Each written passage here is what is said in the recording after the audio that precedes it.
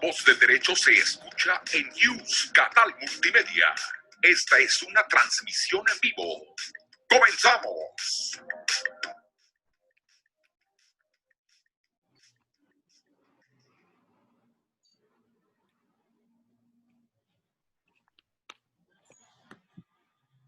¿Qué tal, queridos amigos? ¿Cómo están? Sean bienvenidos a su programa favorito de Rutas y Retos de Legalidad de la Secretaría Académica de la Facultad de Derecho de la UNAM.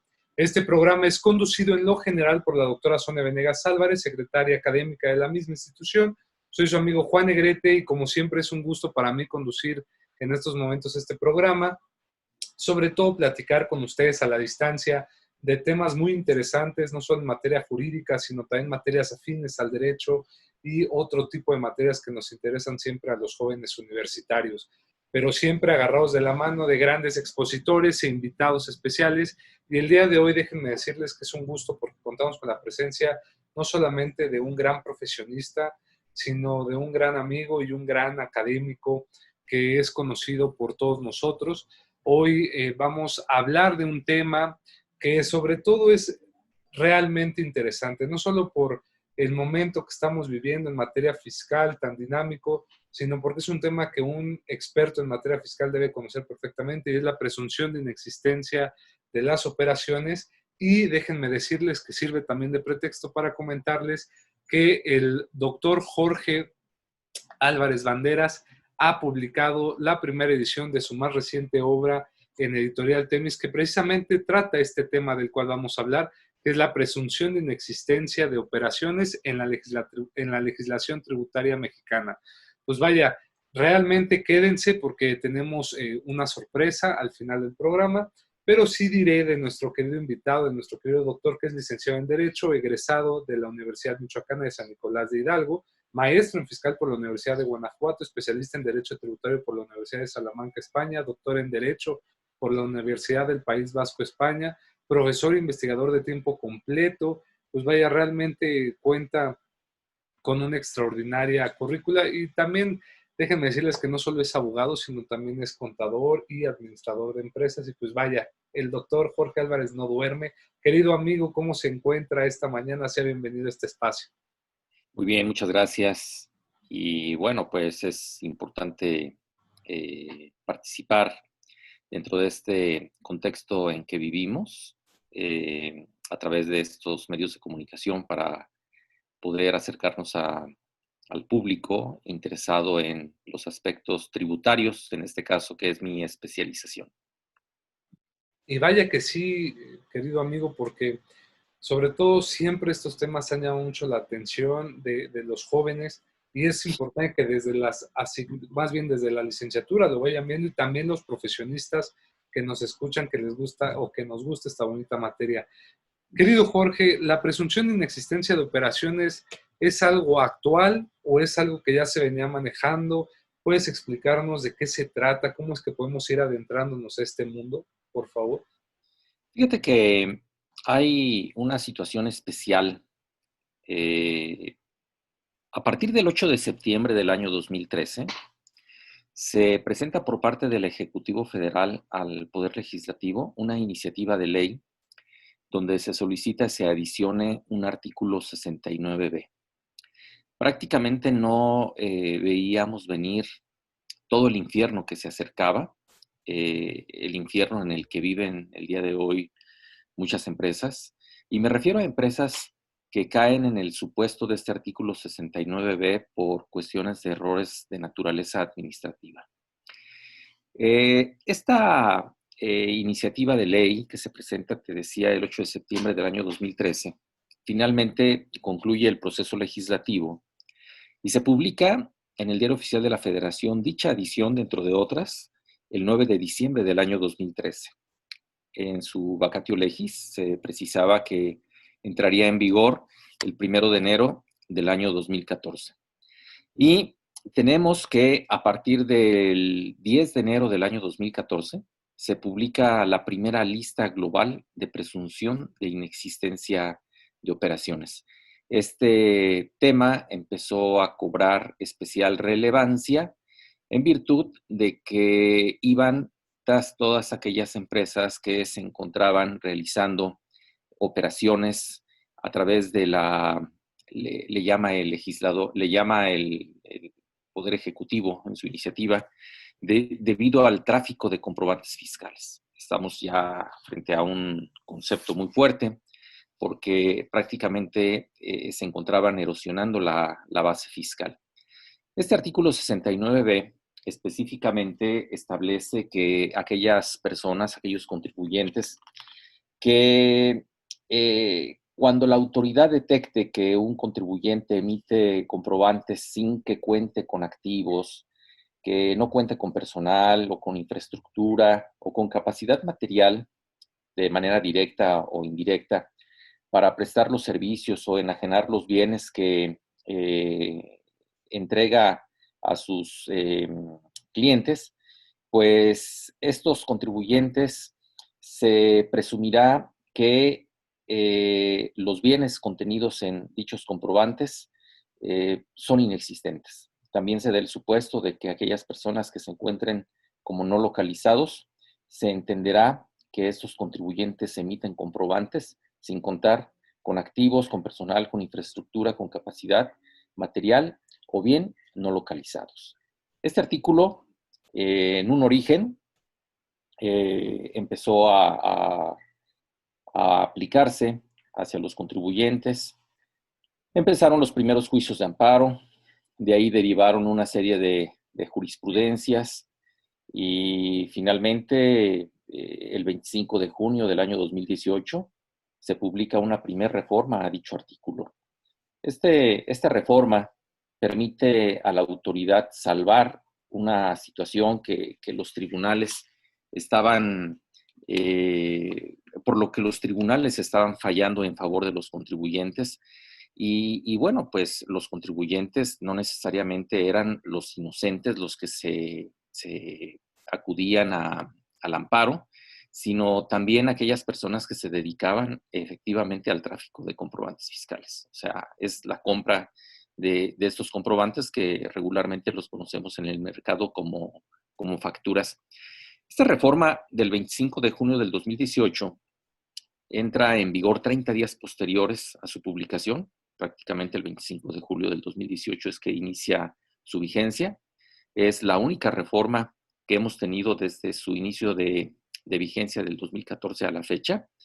Y bueno, pues tenemos, por ejemplo, que el día de hoy, martes 10 de noviembre, se da la última publicación de este tipo de listados por el que se da a conocer, déjame localizar el dato, Sí, claro. se da a conocer un oficio de 16 contribuyentes que se consideran como emisores definitivos de este tipo de comprobantes con operaciones inexistentes. Es algo realmente sorprendente, es un tipo de una caja de cristal donde se ven involucradas, pues, no solamente empresas de naturaleza privada, sino también entidades pertenecientes al Estado. Si me permites comentar, esta parte del artículo 69b Así es. trae aparejado una reforma al artículo 113 en su fracción tercera del mismo Código Fiscal de la Federación. Esta reforma al artículo 113 en su fracción tercera, pues va evidentemente también dentro del paquete de reformas del 8 de septiembre del año 2013. Y al igual que el artículo 69b, inicia su vigencia el primero de enero del año 2014. Y aquí prácticamente se alude a la sanción punitiva que se contempla prácticamente para todas aquellas personas que emitan este tipo de comprobantes, que los adquieran o bien que comercialicen. Hay una situación especial en esta fracción tercera. Se trata de un tipo penal no patrimonial, sino de conducta.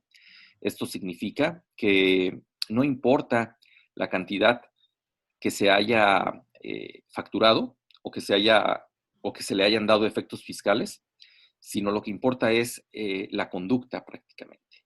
O sea, aquel contribuyente que haya emitido un comprobante por 10,000 pesos o por 1,000,000 de pesos, tiene prácticamente la misma sanción. Esta fracción tercera sufre una reforma el 16 de mayo del año 2019.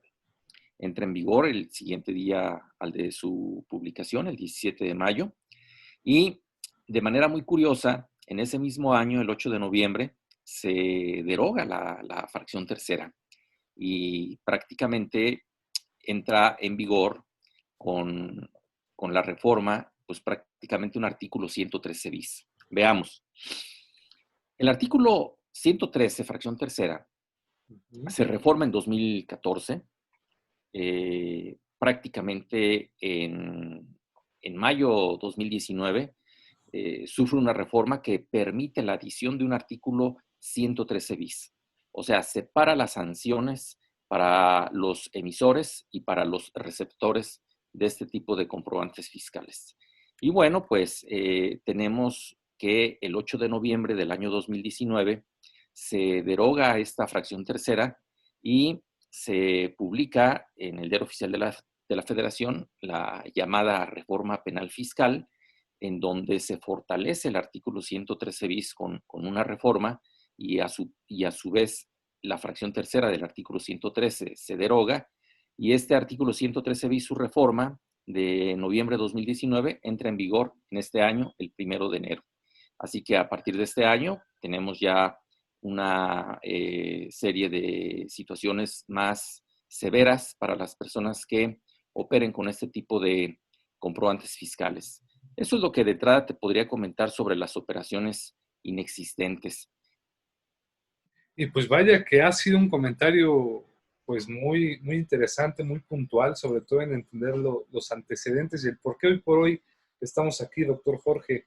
Me gustaría también preguntarle, por ejemplo, porque es algo que usted ya lo había tocado ahorita un poco, este famoso artículo 69B del Código Fiscal de la Federación, que entra precisamente en vigor con la reforma del 2014, ha sufrido muchas críticas, ha sido un artículo muy, vaya, que polariza toda la comunidad tributaria. Me gustaría preguntarle, ¿cómo podemos entender en la práctica y cómo debe interpretarse este artículo 69B, que difícilmente a veces se logra una sintonía, porque, como decía, es muy criticado? Decía usted, bueno, se busca atacar, sobre todo prevenir, pues la famosa operación de los CEDOS y de los CEFOS, ¿no? Las empresas emisoras de facturas inexistentes y las que las deducen, ¿no? Y que amparan operaciones inexistentes. ¿Cómo el 69B viene a romper esta parte, doctor? Y luego del 69B, esta parte del BIS, ¿no? El famoso BIS del 69B también, que ha sido una problemática. ¿Qué nos puede decir? Bueno, para el público que nos escuche, es importante precisar los acrónimos que acabas de mencionar. En lo personal, en la obra y en mis pláticas, nunca aludo a dichos acrónimos, ya que muchas personas no están vinculadas con la materia, apenas se inician y se pierden cuando escuchan algún acrónimo sin saber cuál es su contenido. En lo personal, me gusta llamarle a las cosas como son, y el artículo 69B va destinado a los emisores de comprobantes fiscales y a los receptores de comprobantes fiscales. Aquí, de acuerdo a lo que comentas, cómo se puede interpretar este artículo, vamos a empezar a hablar sobre las consecuencias de operar con comprobantes fiscales con operaciones inexistentes. De entrada, aquella persona que opere con este tipo de comprobantes tiene una consecuencia, y esta consecuencia se va a encontrar de primera mano en un artículo 17H, que es la cancelación de sus certificados de sellos digitales. Con la cancelación de los certificados, prácticamente la empresa queda ahorcada, no puede emitir comprobantes, y si no emite comprobantes no puede cobrar. Hay un artículo 17H bis, en donde se alude a una restricción temporal de certificados. Y bueno, pues ahora viene una reforma en el Código Fiscal de la Federación a partir del año 2021, en donde para no violentar el derecho de audiencia se le permite al contribuyente, pues en una vía sumaria, hacer una serie de aclaraciones. La responsabilidad solidaria contenida en el artículo 26 del Código Fiscal de la Federación también es importante porque prácticamente quien esté al frente de este tipo de empresas tiene esta responsabilidad prevista en dicho numeral del Código Fiscal de la Federación. Y luego, las empresas que trabajen para el gobierno no podrán ser contratados, ya que se están manejando recursos públicos federales. Esto prácticamente se consigna en el artículo 32D del Código Fiscal de la Federación. Y el temor de muchos contribuyentes es que se reserven los datos hacia terceros, que no se den a conocer, porque tienen derecho, de acuerdo al artículo 6 constitucional, y el legislador ha establecido en un artículo 69 que en el caso de los contribuyentes que operen con ese tipo de comprobantes, no se les van a reservar los datos. La idea es exhibirlos a través de estas listas negras que publica la Secretaría de Hacienda y Crédito Público regularmente o periódicamente, como la que te comentaba que se publica precisamente el día de hoy en el Diario Oficial de la Federación. Y bueno, pues el artículo de la joya de la corona, el artículo 69B, tiene una consecuencia terrible porque todos los comprobantes que se le hayan dado efectos serán declarados inexistentes. Y esto trae una consecuencia terrible para la empresa porque para quien esté vinculado con la materia, si el empresario operó este tipo de comprobantes, con esos comprobantes disminuyó su base fiscal y en consecuencia disminuyó el pago correspondiente de la contribución relativa, como puede ser el impuesto sobre la renta, el impuesto al valor agregado, y también se podría hablar del impuesto empresarial a tasa única. Este impuesto, que estuvo vigente hasta el año 2013, podrán decir, bueno, pero es que el artículo 69B inicia en 2014 y no me podrían revisar operaciones de años pasados o aplicármelo. Y sucede lo contrario, o sea, estamos frente a una disposición que se puede aplicar sin que se considere que se violente el artículo 14 constitucional en relación al principio de prohibición de aplicar de manera retroactiva en perjuicio de persona alguna la disposición normativa. Luego, tenemos un artículo 69B ter que prácticamente entra en vigor recientemente, que es el relativo a la recepción de información y documentación de terceros que le llaman colaboradores fiscales. Aquí esto causa una sensación de desconfianza porque las personas que operan con este tipo de comprobantes podrán ser denunciados por terceros y como pago, señala el artículo 69 ter, tendrán derecho a participar en una rifa. No se dice que se va a rifar, ni cada cuándo se va a rifar. Yo no conozco ningún sorteo, pero sencillamente es ir a dar el pitazo de cómo están operando este tipo de personas y con ello poder fundar de una manera más sólida la determinación que el fisco pueda realizar a este tipo de comprobantes. Y bueno, eso no acaba aquí.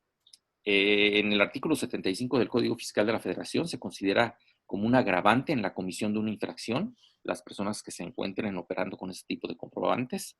En la fracción 18 del artículo 83 se considera una infracción relacionada con la obligación de llevar contabilidad.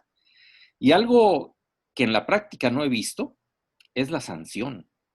Esta sanción puede ir del 55 al 75% del monto de cada comprobante fiscal. Y esto se estipula en el último párrafo de la fracción 16 del artículo 84. Y luego, la multa se podrá incrementar del 100 al 150% cuando se vincule con los delitos de cohecho y cohecho a servidores públicos extranjeros. Estamos hablando del artículo 222 y 222 bis del Código Penal Federal. Te decía, en la práctica he visto muchos casos, hemos atendido varios casos con éxito, pero el tema de sanciones no lo he visto aplicado. Y esto me parece importante porque se podría incluso impugnar por violación al artículo 22 constitucional. Y bueno, siguiendo con las consecuencias en cuanto a la interpretación o aplicación de este artículo 69b, tenemos la infracción a terceros por publicitar la comercialización de comprobantes fiscales. Tú puedes ver en redes sociales, incluso he visto en la Ciudad de México anuncios en donde se ofertan este tipo de comprobantes y la infracción se establece en el artículo 89. Y luego, en los artículos 113 y 113 bis, se establecen y se estableció en la fracción tercera del 113 y se establece hoy en el 113 bis la sanción privativa de libertad. Y por último, cuando tú comentas sobre el artículo 69 b bis, de ese no hablo en mi libro, pero prácticamente estamos hablando que en este 69 b bis, que es un primo hermano del 69, este habla sobre la presunción de la transmisión indebida de pérdidas fiscales. Ese es otro tema, porque también hay estrategas, entre comillas, el tema de estrategas fiscales, que se dedican a generar pérdidas para beneficiar a la empresa, para amortizarlas, disminuyendo la base y en consecuencia pagar menos contribuciones, ya sea las del impuesto sobre la renta o las relativas al impuesto al valor agregado.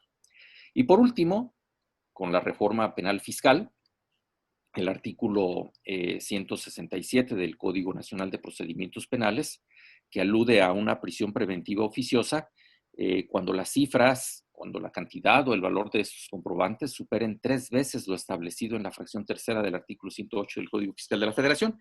Estamos hablando, ya hecha la operación aritmética, de 7,804,200 pesos. Y también en la práctica no conozco ningún caso de este tipo. Conozco en materia penal casos menores y bueno, pues pienso que este derecho penal del enemigo que se establece a partir del año 2020, pues simplemente es intimidatorio, porque en la práctica hemos visto a través de los años, con la experiencia que tengo, que el fisco no actúa penalmente hacia el contribuyente. Se tienen las normas, se tienen las disposiciones, pero en la práctica no las aplica. Y cuando las aplica, pienso que es de una manera ejemplificativa, así como para que pueda ver el contribuyente que detuvieron a tal persona y si lo detuvieron a él, pues podrán venir hacia cualquier otra persona. Pero realmente es una cuestión de naturaleza mediática. ¿Qué te parece? No, pues está súper bien, querido doctor, y qué bueno que hace esas precisiones. Ahora, rápidamente, conforme lo que ya nos estableció aquí en el libro, sobre todo esta cuestión de consecuencias penales, ¿habría alguna otra consecuencia penal aparte de la que ya nos manifestó usted, sobre todo el 67, y de lo que pudiera conectarse a través de las infracciones con otros delitos, o serían las únicas en esta materia del 69b, por así decirlo, de operaciones inexistentes? Fíjate que de pronto, sí, está bien, de pronto se pensaría que el 69b implica la determinación de un crédito fiscal. Uh-huh. Y no es así. Esto dio lugar al nacimiento de una serie de jurisprudencias en donde evidentemente el Poder Judicial coadyuva con la actuación de la autoridad administrativa, la fortalece, porque este procedimiento administrativo que se sigue en forma de juicio tiene es un procedimiento muy largo y no hay una determinación de un crédito fiscal. La persona que emite este tipo de comprobantes no se sanciona. La persona que recibe los comprobantes tiene un plazo para poder desvirtuar, para poder acreditar que efectivamente compró el bien o se le prestó el servicio contenido en los comprobantes. Y posterior a ello, tendrían que iniciar facultades de comprobación para poder determinar un crédito fiscal. Y esto prácticamente se llevaría mucho tiempo. Entonces, lo que está haciendo hoy la autoridad y soportado en la jurisprudencia, pues es prácticamente que ahora inicia facultades de comprobación y determina que ya identificado al contribuyente que emite comprobantes y revisado el contribuyente que le dio efectos fiscales a través de la auditoría, lo revisan y determina que en virtud de que este contribuyente está publicado como emisor definitivo, sus comprobantes no surten efectos fiscales. Amén de que tuvo una oportunidad para poder ir a desvirtuar y no lo hizo en tiempo y forma. Y ahí sí viene la determinación del crédito fiscal, sin necesidad de iniciar el procedimiento administrativo que se sigue en forma de juicio contenido en el artículo 69b del Código Fiscal de la Federación. Entonces, los contribuyentes consideran que en ese momento podrán aportar pruebas para poder acreditar que sí se adquirieron los comprobantes y se aporte lo que se aporte, al fisco nunca se le da, nunca se le satisface. Y aquí llegamos a un tema que es el tema de hoy, que es lo que le llaman, y entre comillas, materialidad. No sé si esta parte, bueno, yo creo que es una parte de interés para el público, porque el fisco, le aportes lo que le aportes, no queda satisfecho y siempre alude a que no se acreditó la materialización de las operaciones. Y esto mete en un problema al contribuyente de una manera muy seria. Y vaya que sí, doctor. Este tema de la materialidad, como bien señala, pues es otro tema que pues creo yo va conectado, pero pues también entramos a este galimatías entre la autoridad y los contribuyentes. Doctor, esta obra, que déjenme decirles a todo el público que nos ve, como ustedes pueden apreciar, es una obra que no es una lectura pesada, la lectura es muy dinámica, es decir, tiene muy buena pluma el doctor, es muy clara, la lees rápido y sobre todo queda muy claro, además que pues, va analizando muy bien la legislación, jurisprudencia, pero me gustaría preguntarle a nuestro autor de este libro, ¿qué vamos a encontrar y cómo esta se vuelve una herramienta muy interesante, sobre todo para los estudiosos de esta materia, doctor? Sí, gracias. Bueno, el libro está distribuido en una serie de apartados en donde la persona que esté vinculada con la materia tributaria podrá identificar una serie de llaves para abrir una serie de candados. Y estas llaves, pues prácticamente van a permitir de su correcta interpretación, pues poder permitir una buena defensa para los contribuyentes. Tenemos ahí una serie de análisis sobre diversos supuestos y bueno, pues aquella persona que esté identificada con el tema fiscal, en el tema tributario, podrá entender y podrá hacer uso de todos estos antecedentes para aplicarlos en los medios de defensa correspondientes. Excelente, doctor. Y realmente sí, se los recomiendo mucho. Sobre todo me gustaría también preguntarle, doctor, porque cuando comentábamos de este tema en los foros universitarios, pues luego nos mandan las preguntas, las cuales las hacemos aquí también ya con nuestro invitado. Y una de esas es si nos podría dar un ejemplo, sobre todo para que quede claro, no solo un ambiente académico, sino también para ya en la práctica las personas que nos ven en la materia profesional, ¿cómo operaría este tema? Es decir, nos podría poner un ejemplo práctico para ubicarnos y ver las consecuencias que este tiene. Gracias, doctor. Mira, de entrada, en los capítulos de la obra se tratan de manera aislada una serie de temas que fui recopilando en base a la experiencia. Ujú. Tenemos la dificultad que se tenía en un principio sobre los plazos que se estaban estableciendo en el artículo 69b y una interpretación incorrecta de la primera sala de la Suprema Corte de Justicia de la Nación. Luego podemos identificar cómo es que la jurisprudencia ha evolucionado, cómo ha ido esa interpretación. Tenemos también un análisis sobre un caso que fue muy sonado, en donde de pronto, de manera sorprendente, la segunda sala de la Corte establece que prácticamente la autoridad tendría 5 años para poder determinar la situación del contribuyente. Este tema ya fue superado, pero es importante que se conozca porque el día de hoy hay muchos casos que aún no se resuelven. Es más, que aún no hay consecuencias para los receptores y para los emisores. Y en el caso de que existiera alguna consecuencia que se tenga que hacer uso de un medio de defensa, pues está vigente esta situación de los plazos. Y luego, la determinación de la situación fiscal a los emisores de los comprobantes fiscales. Ahorita en el ejemplo que me pide esto lo podría precisar. Es importante también señalar que la comunicación previa y detallada de la acusación para el receptor de comprobantes fiscales tiene también una serie de consecuencias que, si no se revisan por parte de la autoridad de manera puntual, el particular tiene oportunidad para hacer las impugnaciones.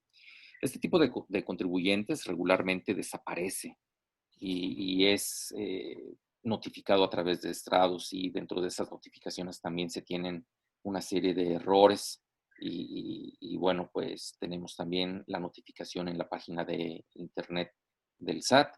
Eh, Hay una interpretación jurisprudencial que se toca ahí en el libro.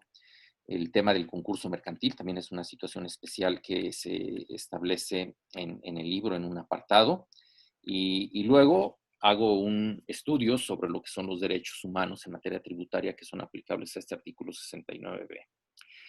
Y finalmente, pues las consecuencias de los receptores. Y al final trato una serie de tópicos selectos en relación al tema de este tipo de operaciones, y también las sanciones administrativas y penales que se establecen para los contribuyentes. Fíjate que durante muchos años los contribuyentes han utilizado una serie de mecanismos para poder disminuir su base fiscal. Le llaman planeaciones fiscales. Y la palabra planeación ya trae un tufo de defraudación.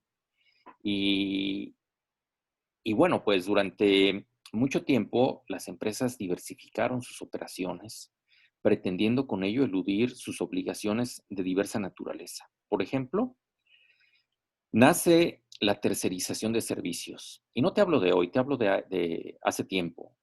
Y a todas esas empresas el 69B los agarra desprevenidos y los mete en problemas.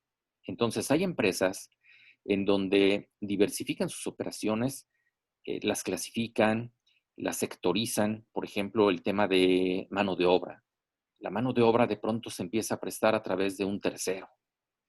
Eh, la asesoría administrativa o la parte administrativa de la empresa se trabaja también a través de un tercero. La parte operativa va a depender del giro de la empresa, pero todo el tema de personal se empieza a manejar a través de terceros.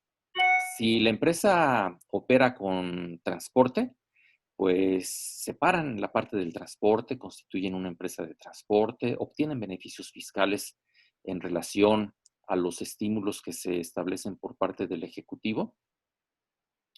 En el tema de bienes, se constituyen empresas inmobiliarias, o bien para aprovechar una deducción ciega, los bienes pasan a manos de personas físicas que entregan en arrendamiento a la empresa, y de cierta manera en cada una de estas operaciones van teniendo beneficios fiscales. Por ejemplo, en el tema de los trabajadores, les crean un plan de previsión social que en su momento se hacía de manera, se hacía acorde a derecho y se disminuían las bases fiscales para efectos de pagar menos aportaciones de seguridad social.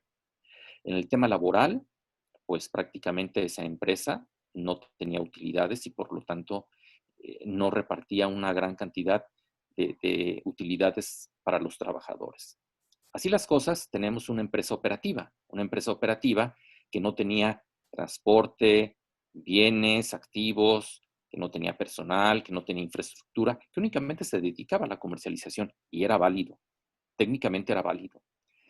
De esa manera, bueno, otro tema podría ser el de marcas. Si la empresa tenía alguna marca registrada, pues la cedía, la rentaba, hacían operaciones total.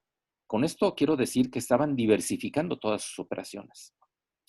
Cuando llegue el artículo 69b, a este tipo de empresas, a las que yo llamo inocentes, que no compraban facturas, que prácticamente operaban de esta manera a través de terceros, pues empiezan a ser considerados como emisores de comprobantes fiscales con operaciones inexistentes. Tenían, y de aquí parto con el ejemplo que me solicitas, tenían un plazo para poder acudir a desvirtuar esa presunción de inexistencia. Y se aportara lo que se aportara, el fisco determinaba que no era suficiente.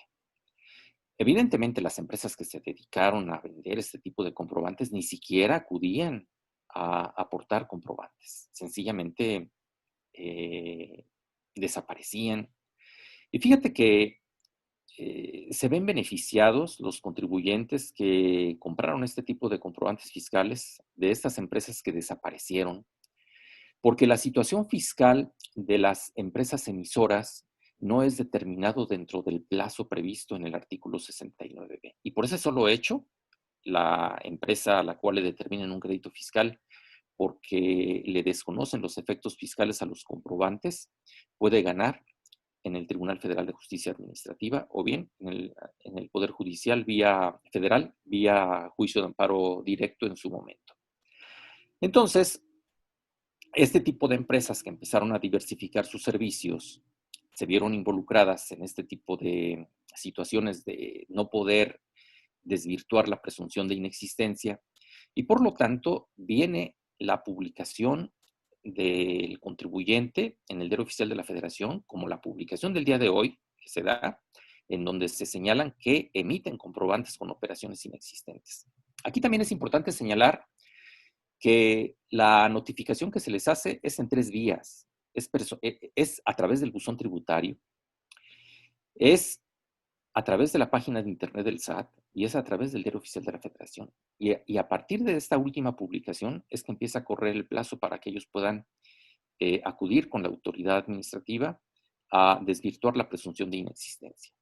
Y bueno, una vez que acuden y que se determina su situación, que difícilmente desvirtúan, son publicados y ahora los efectos son para los que recibieron esos comprobantes.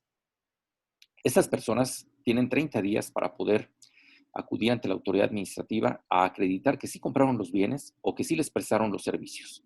Y ahí de nueva cuenta, les aportes lo que le aportes, dicen que no es suficiente y que no se materializa la operación contenida en el comprobante fiscal, que entonces tiene que autocorregirse.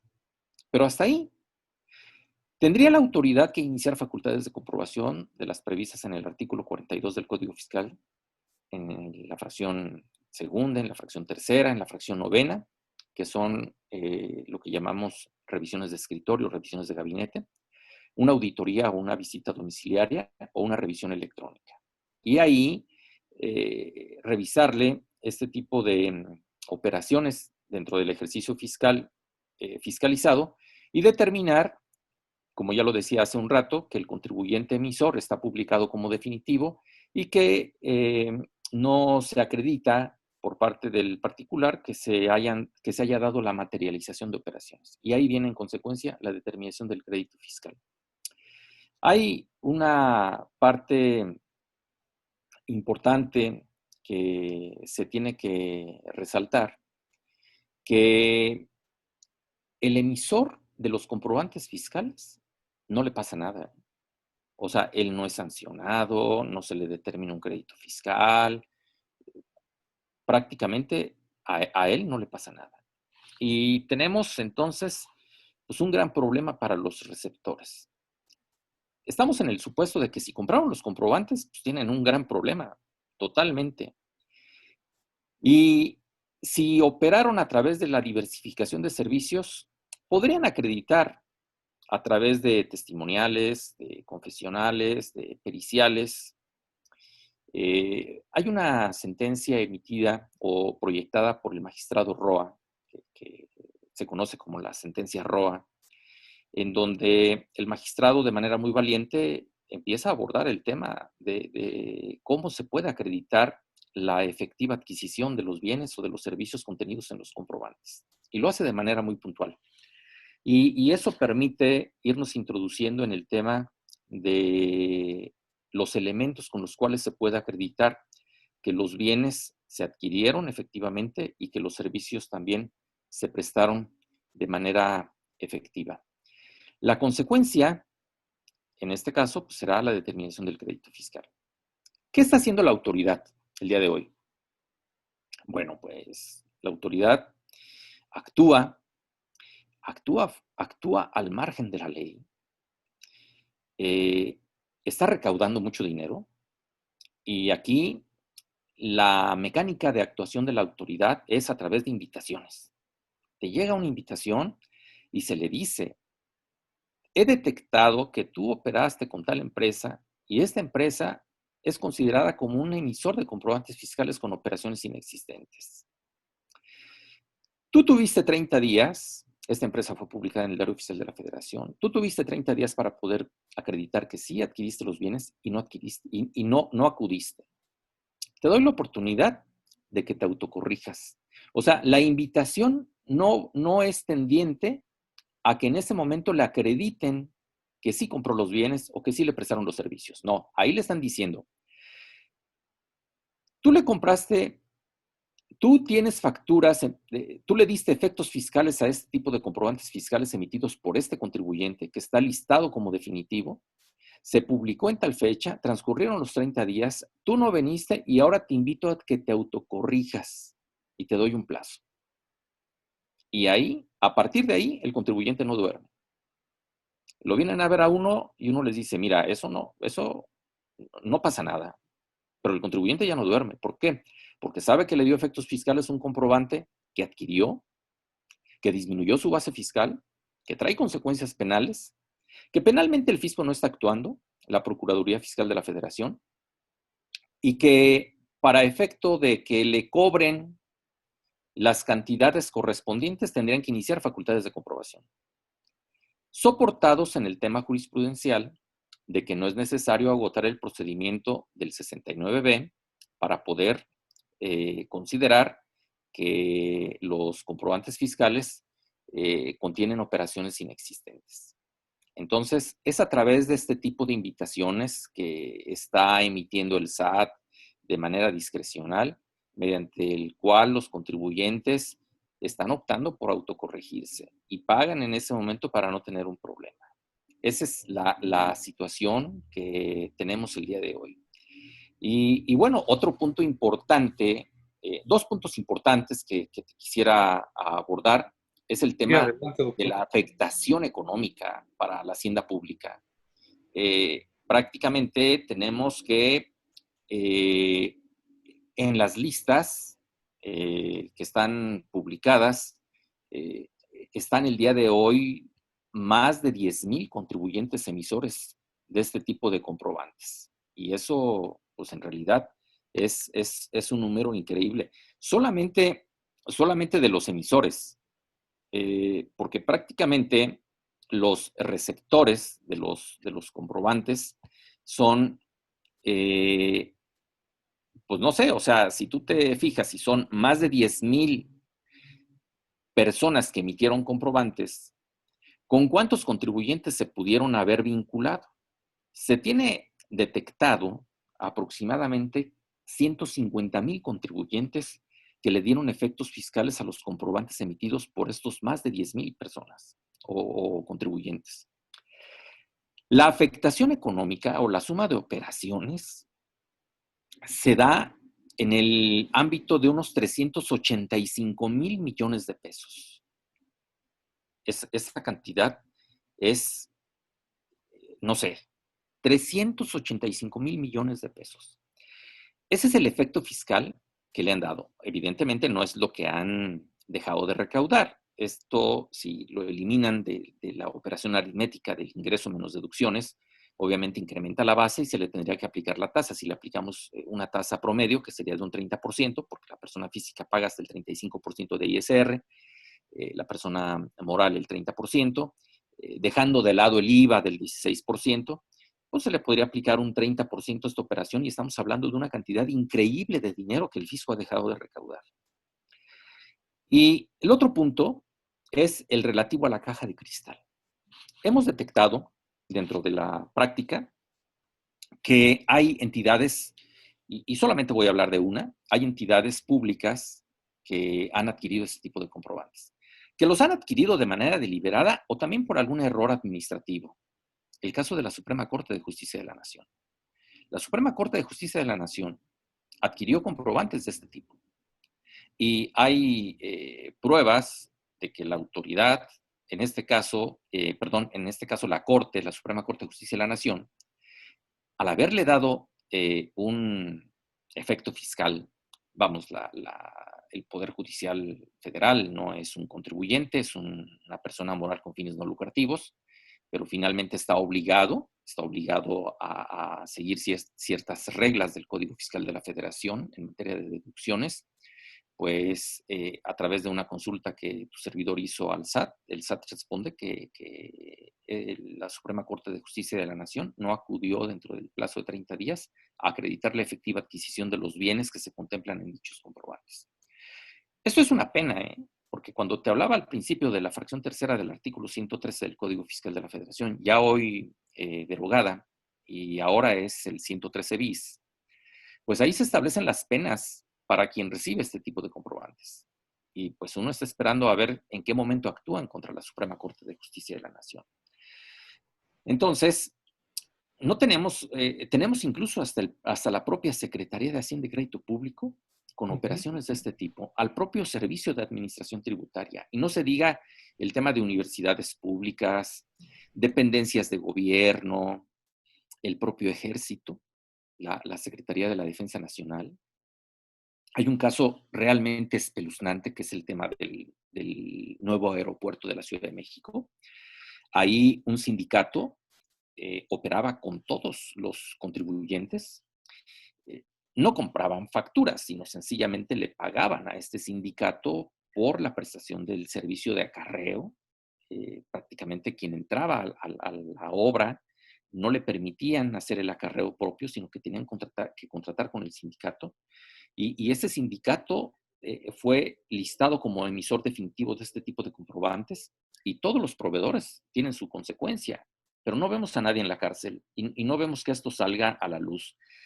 Salió a la luz el tema de la Secretaría de la Defensa Nacional y eso también pues es una situación penosa porque estamos viendo cómo es que opera el Estado mexicano dentro de sus instituciones, ya sea para poder allegarse de recursos o para poder evadir al fisco federal. Es un tema realmente de pensarse, es un tema serio y bueno, en la práctica las personas que han salido avantes han sido muy pocas. Las personas que logran desvirtuar en sede administrativa han sido muy pocas. Y la experiencia que nosotros hemos tenido en la práctica ha sido muy buena. Hemos logrado con éxito salvar a varias empresas dentro de estos esquemas que realmente no se han dedicado a la compra de facturas, pero que han tenido errores administrativos y que los hemos podido salvar. No, pues de verdad muchas gracias, doctor Jorge, porque el ejemplo fue muy claro. Creo que hasta pues bastó, sobre todo para aprender este tema. Y realmente le agradezco mucho. Lamentablemente el tiempo siempre es bien envidioso y se nos adelanta, se nos va, pero sí quisiera decirle a la gente que, miren, nada más para que se den un taco de ojo, como decimos en estas frases coloquiales de por qué deben de leer el libro. Pues miren, tiene, como le decía el doctor, varios capítulos, pero hay unos que quiero dejar los temas en el tintero, pero con la finalidad de que vean la profundidad de los temas. Imagínense, aparte de lo que ya nos dijo, todo lo que nos explicó el doctor Jorge Álvarez Banderas en la charla, viene todavía más explicado, más concreto, más digerido en el libro, en primer lugar. En segundo lugar, trae dos temas que sobre todo a mí me maravillaron y que los invitaría mucho a que los vayan y los estudien directamente en la obra, como es el tema de los derechos humanos en materia tributaria aplicables a los supuestos del artículo 69b, que me llama mucho la atención y es muy interesante. Y otro es, por ejemplo, el tema del concurso mercantil, el concurso mercantil derivado de los supuestos previstos en el 69b. Vaya que estos temas pues los quiero dejar con la espinita para que los vayan a dilucidar directamente en la obra del doctor Jorge Álvarez Banderas. Pero para ello, como les decía, pues hay una sorpresa gracias a la maestra Evelia Vargas y a la editorial Thomson Reuters, quien amablemente nos apoyó para darles este regalo, pues va a estar dando una obra, la obra del doctor Jorge Álvarez Banderas, y pues la va a adquirir la primera persona que en los comentarios cuando esté viendo este video coloque y ponga la explicación que hizo el maestro Jorge Álvarez Banderas respecto del artículo 69b ter.